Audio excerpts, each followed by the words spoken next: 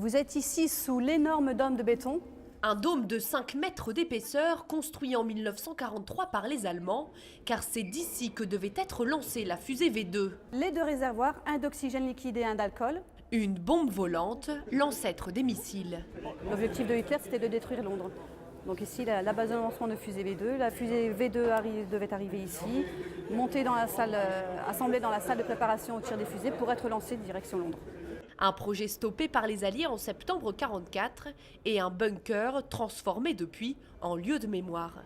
On a l'occasion, c'est vrai, de renouer avec l'histoire, puis de se rendre compte que juste à côté de chez nous, on a aussi des choses qui se sont passées. La région, justement, a beaucoup de sites de ce type. Notre-Dame de Lorette, également, attire beaucoup de visiteurs autour de ce tourisme de mémoire.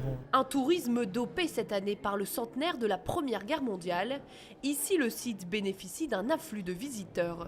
Les gens qui viennent d'Australie, qui viennent d'Inde par exemple, vont venir pour célébrer, pour commémorer cette Première Guerre mondiale. Et comme ils vont rester plusieurs jours, plusieurs semaines dans la région, ça va être pour eux l'occasion de découvrir les lieux de la Première, les lieux de la Seconde Guerre mondiale.